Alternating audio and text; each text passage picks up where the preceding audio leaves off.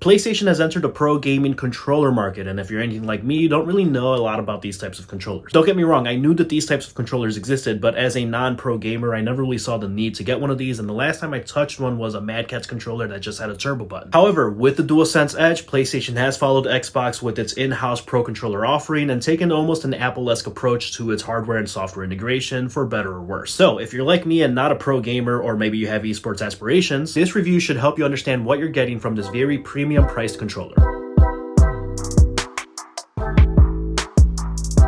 Hey, Danny with the DMGT here, where we cover everything from video games, music, and tech. So let's get right into it. Out of the gate, the overall hand feel and shape and design of the DualSense Edge is pretty similar to the original DualSense. It is definitely a little bit heavier. You'll notice the function buttons on the front. On the rear, you can see the switches to adjust the travel distance for the triggers and slots to insert the rear paddles. And on the inside of the handles, you have this textured rubber to help you with grip. When you first get it, it does come in this plastic carrying case, which is relatively nice. It's nothing too fancy, but it is sturdy enough that you should feel pretty comfortable on the go, and it has an opening on the back if you want to keep it in the case to charge it. Now on the inside is where all the magic is. Obviously you have the controller, but you have the different sets of different height thumbsticks, the back paddles, and a USB-C cable lock that isn't in here right now because it's plugged in and I was too lazy to put it back into the case. But this is where we start getting into the first real value add of the DualSense Edge with the replaceable stick modules. Now joystick drift hasn't been as much of a problem for PlayStation and Xbox controllers as they have been with the Joy-Cons, but it still does happen and it is technically an inevitability. So instead of spending $70 to replace the entire controller when one joystick drifts, $20 to replace the affected stick module certainly helps soften the blow of the cost of this controller in the first place. As for the swappable sticks themselves, it's really nice to have this physical customization and precision on top of the already robust software that we'll get to in a minute. Now, moving on to the back buttons or the paddles, however you want to call them, this is where I ran into my first minor gripe. I call it minor because it could very much be a skill issue in just the way that I hold it, but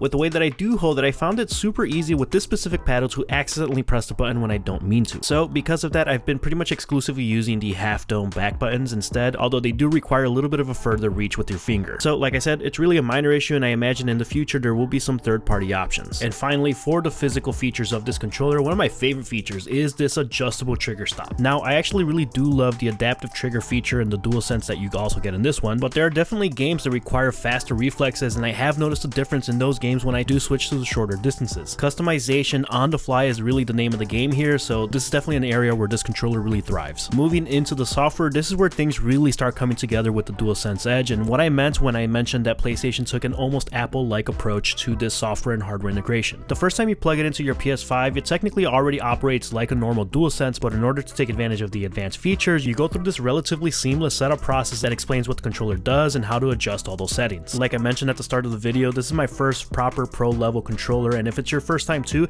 there's definitely a lot to take in and a decent learning curve to take proper advantage of all the different functionalities when you see settings for trigger dead zones, joystick sensitivity, and so on. This won't go into every single detail of all the settings because there's quite a lot to take in, and that could be its own standalone video. But let me know in the comments if you want me to do some tutorial videos. I'd be more than happy to do so. All those different settings can be applied to individual profiles, and you can store up to 30 different profiles on your PS5 and then 3 standalone into your controller directly. In doing research on other third-party pro level controllers, it's obvious that really only PlayStation can deliver this tightly integration with the settings and the software and the controller itself. That's exactly what I mean by the Apple-esque approach. And on the flip side, why it's also possibly a bit of a detractor. Things like sensitivity curves and dead zone adjustment for the triggers and the joysticks in particular are only available for the DualSense Edge, but I don't know why they wouldn't be available to the standard DualSense. In that same vein, all of these different settings are only available on the PlayStation 5, so if you happen to be interested in this controller in particular for your PC gaming, you really aren't going to have this level of detail. Obviously, the vast majority of gamers that are interested in this controller are probably already on the PS5 or have used other controllers like this in the past. So with all of that, all the customization is still quite robust. Now, just because I said that I'm not very familiar with pro level controllers doesn't mean that I'm not familiar with macros and other functionality that you get on a PC, for example. I have used nice keyboards. Considering that you have 2 function buttons on the front of this controller that basically do the same thing, it would have been nice for PlayStation to offer the ability to apply macros or some automation with some button combinations for the different situations that you might run into with different games. Hopefully, because those should be really just software updates that they could potentially apply in the future, I'm holding out hope that that's a possibility in the future. Say future 10 times really fast. Cool, all of that is fine and well, but let's get into some real world applications, some real gaming, because that's the whole point, right? I've been playing normally with this controller over the past 3 weeks with different games, and there's definitely a little bit of a learning curve for first timers like me. Meaning, if you get this controller, don't expect to plug it in and immediately start stomping on everyone in Call of Duty. That's just not how it works. I don't know about you all, but in my case, I'm unlearning basically decades worth of muscle memory with the controller. However, once you get a hang of it, you definitely start feeling your movement change, your reaction times improve, and while it's possible that I was just tryharding, I definitely felt an improvement in different games. Now, it is a marginal improvement. This isn't a night and day improvement in gameplay, but if you have a little bet going with your friend online, maybe this could make a difference. And it's not just competitive shooters that you see an advantage. In arcade-like shooters like Returnal here, I definitely felt an improvement in my gameplay. Same thing with an action RPG like Elden Ring. I mapped over my dodge and flask into the back buttons, and that seemed to help me a little bit. I'm personally no good at racing and fighting games, but those are also use cases of games that would definitely take advantage of this controller. Lastly, the final downside to this controller that more plugged-in gamers will have heard of by now is the battery life. 4 to 4.5 hours is what I averaged over the last 3 weeks. Now, I personally don't think this is that big of a deal. It is a smaller battery in this controller compared to the original DualSense,